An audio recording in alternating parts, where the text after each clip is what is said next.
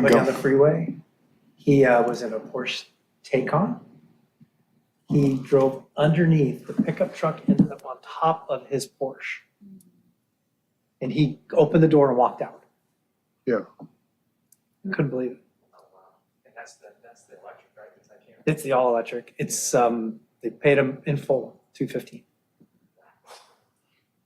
He totaled it, I'll show you a picture. even though it was under the other, and the engine's There's a pickup truck on top of his car. Batteries in front, right? So I guess. Yeah. Is the battery in front or is it underneath? Yes, It's in that's front. the electric, I think, so batteries. God, You know your cars. Well, I know I can't, because it's pretty damn cool. Yeah, it's fast. You guys ready? I did. Yes. Experience last night. That was pretty cool. Got to ride it at somebody's birthday party. That's awesome. All right. So we're gonna call the meeting to order. This is the special meeting of the Audit Committee. I think before we start, we should have a vote or decision on who's gonna chair the meeting today, since Zane. Man in the green shirt. yeah, Eugene? I'll second the nomination of Treasurer Eugene Solomon. Thank you. You're welcome. Now we need a vote on it, What you get for Chair. being You guys ready to do tardy. a roll call vote? or whatever. Yeah, it doesn't matter. Okay. All Committee member Narenheim? Here. Yeah. Actually, we gotta do roll call. Sure. So you want to do the roll call first? Let's do roll and call then first. do the- Yeah. Okay. We'll do roll call first then. Committee member Narenheim? Here. Committee member Obaji? Here, Committee member Solomon? Here.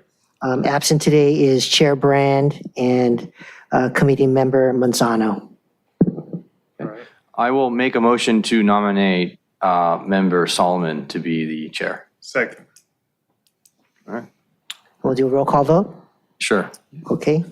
Committee member Narenheim? Aye. Committee member Obaji? aye. Committee member Solomon? Aye. Okay, thank you, Mr. Kaku. We'll stand, please, and do a salute to the flag. Ready?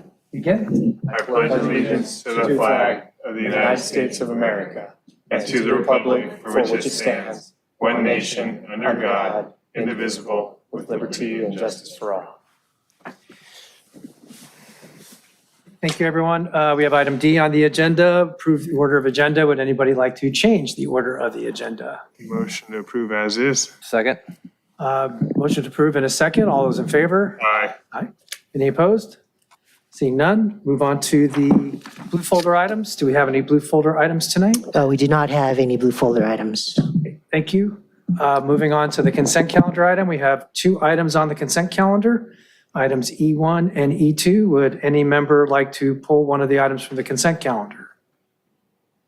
Seeing none, make a motion, or like to hear a motion to approve the consent calendar items? So moved. Second.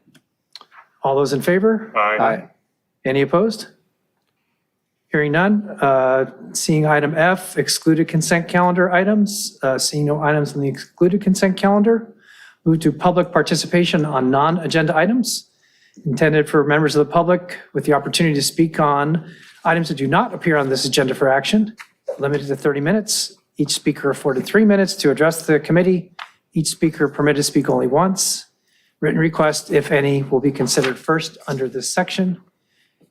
Seeing no members of the audience here to address the committee, do we have anyone on Zoom or who would like to place an e-comment? Sure. We do not have any comments on Zoom or on e-comment. Okay, we'll move on to item H, continued from previous agendas. Seeing none, we can move on to our items for discussion. Item I1, discussion and possible action regarding the annual financial fiscal reports for the year ended June 30th, 2022. We have our Finance Director, Wendy Colazzo. Wendy, please. It's not on yet. They didn't give me, I don't think it's on. You know, it's on, you're red. Sure. Oh, I'm right, I'm sorry. Good afternoon to the Audit Committee. It's a pleasure to be here and more of a pleasure to present the fiscal year 2022 ACFR, your annual comprehensive financial report. We met last week with your Finance Commission for review of the ACFR with no additional or supplementary recommendations for the ACFR as presented. Overview of the results of the ACFR. You've had that material for a little bit to regurgitate.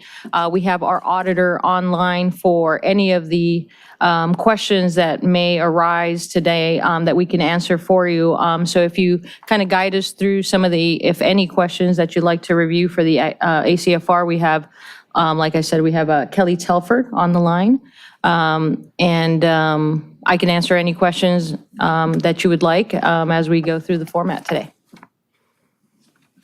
Okay, Mr. Rosansky, you have anything? Yeah, just add a big thank you to our finance team, Wendy and Stephanie, who's new. We're appreciative of getting through this. This was a real tough year to complete the ACFR with the GASB 87 requirements for leasing. We are one of the unique cities that has over 100 lease documents that pertain to the new standard. I think our final count was almost 150. That was quite arduous, both for our own personnel as well as our auditors to include and incorporate in the document. Pleased to report, I believe, Wendy, correct me if I'm wrong, that there weren't any significant findings. I was a little nervous with the delay and the transition that we had this past year with staff, that we might receive an audit that wasn't up to our traditional standards, but grateful that staff were able to close this out well, and that the audit is what it is. The document speaks to management's response letters. I've looked at it. It seems clear to me, and we're candidly looking forward to putting this particular document behind us and beginning work on the fiscal year 22-23 version as we are just about entering that audit period. So happy that we're not having to discuss anything significant today as it relates to findings. And I think our outside consultant, really, if it would be good to hear from her as it pertains to her impressions, and make sure you get a chance to ask any questions of our independent auditor that you might have this evening. So that's all we got from staff. We're here to respond. Okay, thank you, Mr. Rosansky. Kelly, would you like to preface anything about the report before questions from the committee? Kelly just sent me an email. She's having some difficulty joining the meeting. I see her here. I've asked her to unmute, but she's saying that there's some issues on her end or our end in terms of the feed. So I don't think she'll be able to speak on it. Okay, we can circle back if that gets resolved, and I'm sure that our team here would be able to answer questions as well. I'd ask, I know GASB 87, and thank you all for putting this together. I know it was really challenging in a lot of different ways, so it's a team effort, and appreciate you all completing this. I know GASB 87 was a huge issue for us in navigating this process. We've got some fiscal year 23 new GASB requirements that are going to be coming into play. Just curious how we are doing on implementation for the new requirements, and if we think we'll have a similar longer ramp or we're a little bit ahead of the game. We are definitely and happy to report that we're ahead of the game. Right now, we are already in engagement for the 22-23 audit with LSL. They will be on board, boots on the ground next week for interim field work. As it relates to the new requirements for what would be subscriptions, information technology subscriptions, it's a 3-month process just to collect data and get it into DebtBook, but we have attained the resources from DebtBook to do a la carte services, which means that they will receive the data, enter the data, all the journal entries for us on our final review, and with a 3-month segue that we know we are well ahead of that schedule not to have any issues or any delays. You know, as it occurred with leases, I think we're better versed with that, more prepared, you know, and like I said, we've already started field work on that, so we'll be well ahead with that. I don't know the capacity just yet of the amount of subscriptions that will qualify for that GASB requirement. That will also dictate how fast we get items in there. Can't be as many as our leases. No. No, absolutely not. No. So one can only hope, you know, so, but I have been promised Redondo is fun. It's a fun place to work, so we'll never, but, You said subscriptions? yes. Define subscriptions real quick. Software, Just software, okay. programs, registration, participation-based licenses. I think those are, so we'll have a handful. Standard subscriptions. Yeah, standard subscriptions. I think we'll have a handful that will qualify, but I can't imagine the volume will be anything near what we experienced with GASB 87, thankfully. And they won't be nearly as complex. I think the documents themselves will be. We don't foresee them to be complex. One of the issues is just the quantity and also where the data is, right? Some of these records just haven't been pulled up, so that takes time. But I think with the ramp up we have, like I said, we're well prepared. Our assistant financial services director, she's been put on the task to head financial reporting to keep us on track. And just a couple of minutes ago, she was just doing that with Kelly, just keeping in line and keeping the team together. So we're already well ahead here. That's great. Thank you. And are we successful now with Kelly, Doug? Yeah, Kelly's available. She can hear and she's able to speak now. Okay, great. Kelly, would you like to make any opening statements or comments, please? Sure. I'll say exactly what I said in the last meeting, that this was a really heavy lift for your team. Leases was a lot more complex than I think a lot of folks anticipated. We have 70 municipalities that we audit, and many of them were delayed in issuing their ACFRs, especially with some of the staffing challenges that your organization has had over the last year. I really think that had a big impact on it. But at the end of the day, your staff persevered. I helped with the implementation, and there were a lot of questions. I had to ask questions of multiple departments, and everybody was very helpful and willing to respond to my parade of emails and questions. And I would agree that with GASB 96, the GASB for subscriptions, your team is much more prepared. It will be a heavy lift again, so I want to give staff some advance credit for that. And the accounting, the debits and credits side of it is a little bit more complex, but I don't think it will be nearly as challenging because we're already through leases. We've already learned a lot. I will say, and this is a part of what I'm working on with your team, that some of the subscriptions, it's not just the software that we think about, like our financial software and our recreation software. It's also things that aren't just the end user softwares. It's what we call platform as a service and what we call infrastructure as a service, not only software as a service. And that was a new clarification that came out. So I'll be working with your team to work with IT to pull all of that together. But I do expect, especially with debt book taking the heavy lift of the a la carte service, I do think that we'll be successful in getting your financials issued significantly sooner this year. Okay, thank you, Kelly. And LSL is working with us on the following fiscal year right now? 22-23. 22-23. Correct.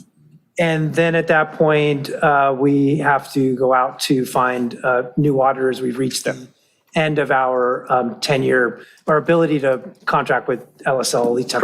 Correct. They will conclude the 22-23 fiscal year audit, hopefully this, November, December, and thereafter we'll begin an RFP process to select a new audit firm. We've appreciated working with LSL, and it was good that we were able to extend that agreement one additional year to assist with the transition, particularly with these two new GASB requirements being so arduous. But yeah, unfortunately, we will have to turn the page as much as we love LSL.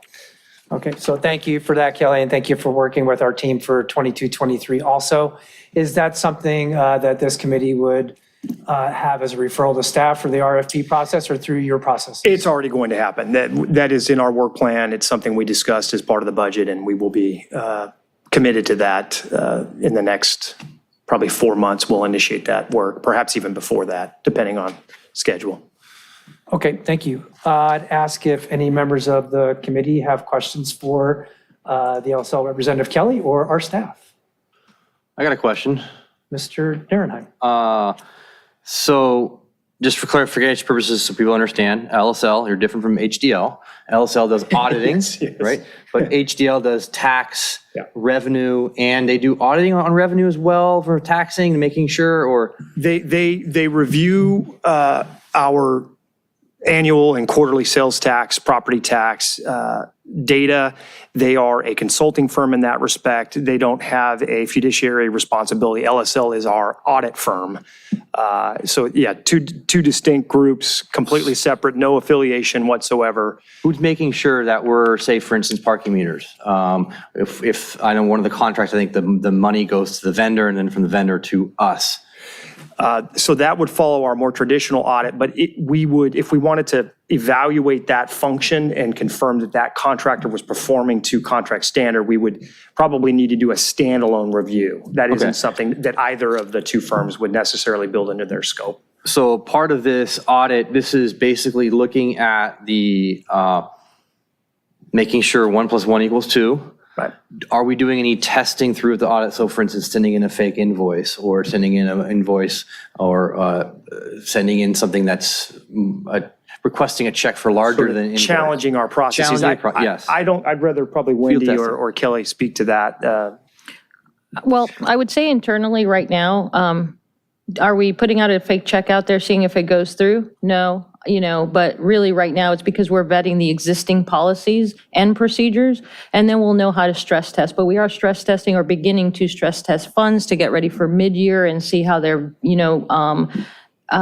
shaken out, if you want to say that, ahead of schedule. But at this moment, like I said, we're reviewing all procedures and policies. We're going to update the APP that hasn't been updated, but so we have to look at every procedure. So in a way, we're looking at AP right now and AR, how we're billing our contracts, how they're being ran, purchase orders. So the whole gamut of it is under review just to make sure that we have organic policy and procedures. Okay. And I see the ISF funds here as a separate document. Is that because it was done more comprehensive? It took a little bit longer, and it should be in the big document itself? Or Maybe Kelly answer that. Kelly? Sure, I can chime in. This actually was something that we were more recently requested to do. It's not actually a part of our original contract. I'm thinking that it was not having the benefit of asking previous staff. Sometimes those standalone reports are beneficial for certain departments. There is no requirement for those to be completed. They are included in the greater ACFR.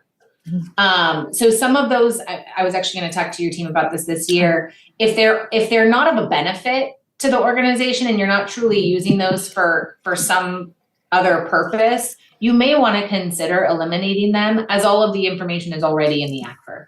But my guess is that those were requested, it looks like within the last couple of years.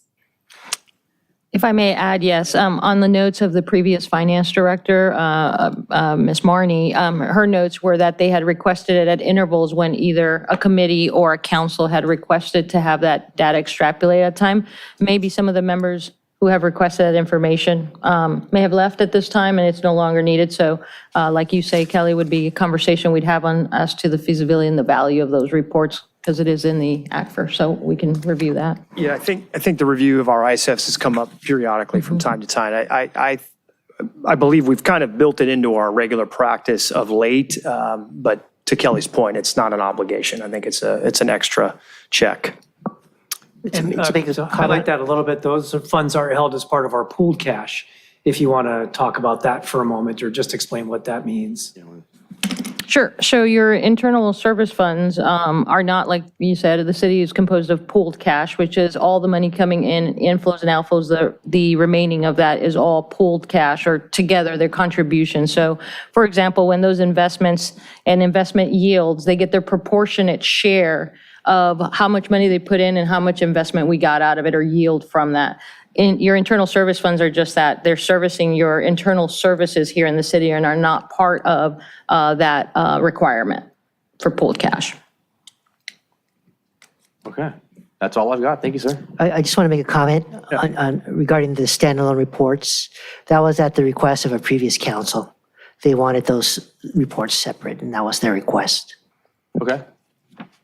May I also add one, I don't really have a way of raising my hand, but may I also add one more comment about the question about sales tax and the concern over contracts and whether or not you're receiving the proper amount of money? That was a great explanation of what HDL does. HDL actually has a contract with the state of California to access private business information. Basically, they can see the sales tax returns for a private company, and they can calculate whether or not Redondo Beach is getting the proper amount of sales tax allocation, and whether or not those, their audits look for a company selling within Redondo Beach, but Hermosa Beach is getting the revenue. That's what their audits are looking for, is that it's going to the right jurisdiction. We actually do contractual compliance reviews for you as separate engagements. We just wrapped one up for Quality Seafood to confirm that the payments are in accordance with the contract terms. I know we have another one that we're going to wait until January to do to wrap up the contract with WED on the leases. But those are things that auditors normally do. They're just not under the normal scope of your financial statement audit. They're a separate engagement. So those absolutely, if you have contracts that you're not sure if the city's receiving the proper amount, like a lease, that is something that LSL can help with, or really any audit firm can help with. Yeah, we've re-engaged that effort. As the council knows, we have funded additional auditing in the waterfront, particularly for our leases. And as Kelly mentioned, we have just now started that process. So we're looking forward to the results of that implementation. And it's an important practice that we want to remain committed to. Okay. Yeah, but it's not something that's normally within the scope of your financial statement. Right. That's the only thing I want to Standalone arrangement. Yep. Okay, thank you. Committee member Obaji? Yeah, my questions are a little more first grade level. Looking at this introductory letter, Mr. City Manager, I'm wondering if this is just borrowed from prior years and is a little stale, because it says such things as, we're describing Redondo Beach on the second page. It also maintains strong retail centers at the South Bay Galleria on the east end of the city. We don't consider that we still have a strong retail base on the east. Well, remember, this is for the fiscal year 21-22 period. So this is dated by way of the fact that we are now basically 18, getting to be 14 months past the end of that period. So it's written in a bit of past tense language. Okay. I would certainly agree with your assessment today.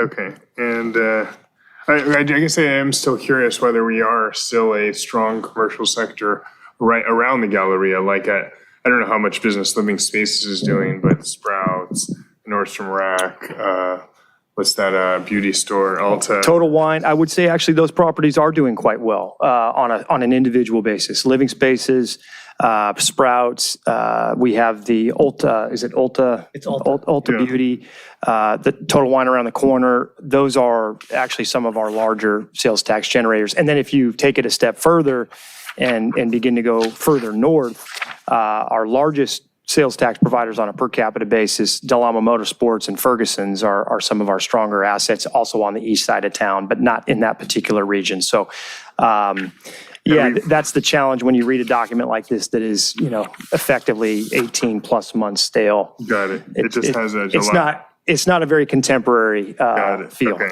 Yeah, I was confused because it has the July 2023 date on it, but I imagine that was just slapped on whenever it was printed. Correct. Or saved to PDF. All right, let's take a look.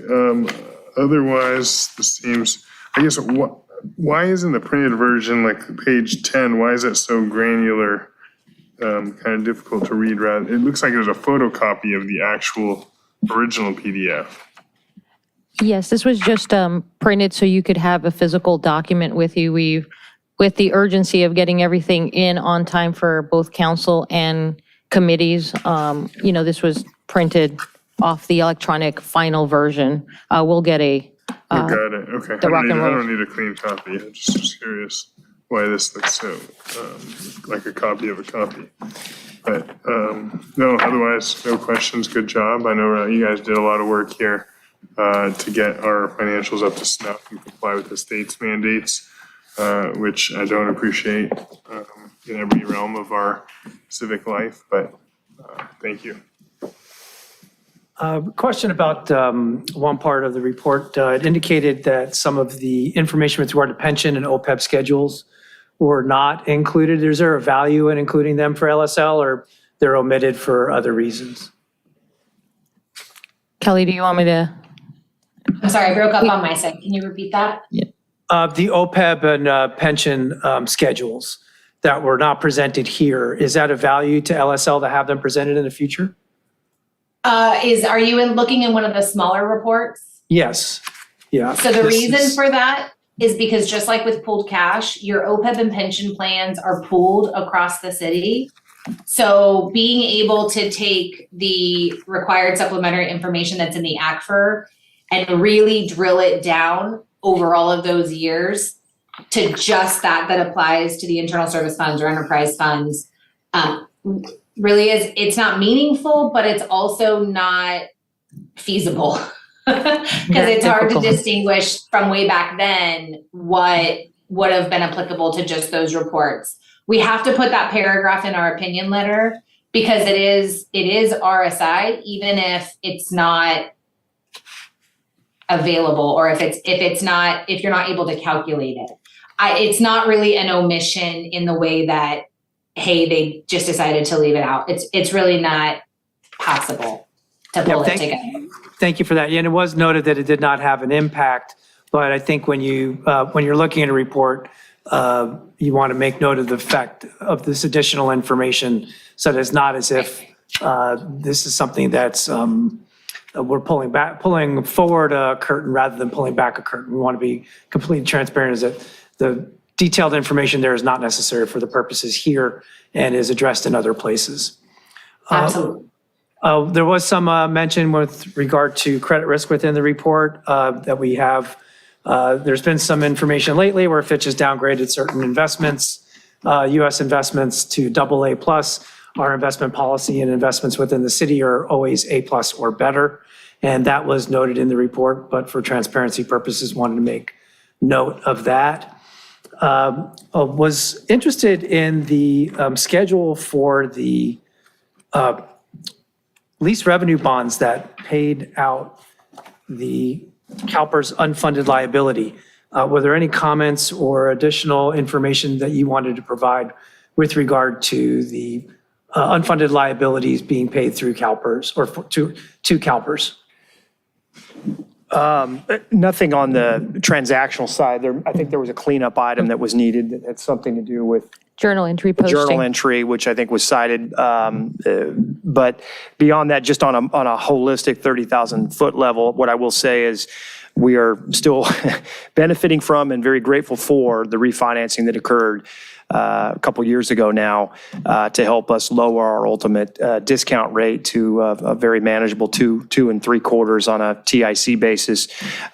What I do want to flag and make sure that the audit committee understands, and this is something that the public's going to need to understand as well, is we will receive a supplemental unfunded accrued liability bill here likely in the next month or two from PERS for their performance in the prior 2 fiscal years. Or their Or non-performance. underperformance, if you will. So that is coming. That is a fairly substantive number that we will be hit with here in the next few months, likely in the $5 to $6 million range, give or take, depending on what the final analysis includes. So it isn't, we'll have choices about how we ultimately pay that, whether it's something we do on a single tranche basis out of our reserve fund, or if we look to do it over the course of a couple years so we can manage cash flow. We'll have that flexibility. But yes, I think to your question, it is something we're looking forward to seeing sooner rather than later. We're not excited about it. We're disappointed, but we want to begin to plan for it as soon as we can. So it's a substantive number that we're going to have to deal with.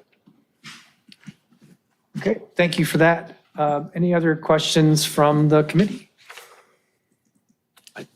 My only statement is thank you guys very much for all this work. This is one of the best audit committee meetings I've been on for questions wise and understanding and seeing this. So thank you guys for the heavy lift on this. I totally understand now, 2 years later after the last time we met, or a year and a half, whatever it was, how difficult it is. And I appreciate the input or the work. Doesn't go unnoticed, and really glad to see that our finances are well kept. Appreciate it. All right, any questions or comments from the public on Zoom? There's no questions or comments. Okay, thank you.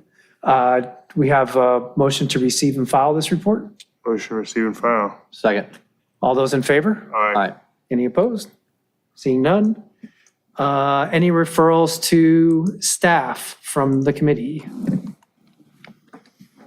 Seeing none. You guys looking for nothing either, right? No, From staff? no, we're good. I think we'll be back to discussing, we'll be here again probably November, early December if all goes well. So To discuss the end of 2020. end of 22, 23. 22, Yeah. 23. Which I guess we can give you a little preview, seems to be trending towards what we forecasted as part of budget for year-end fund balance. So that's the one thing I've been sort of waiting with bated breath on is how will that particular fiscal year close out to make sure that we, as estimated, as we budgeted, we're going to be covered. And it does look like, at least preliminary analysis suggests that we'll be at that number or slightly above it.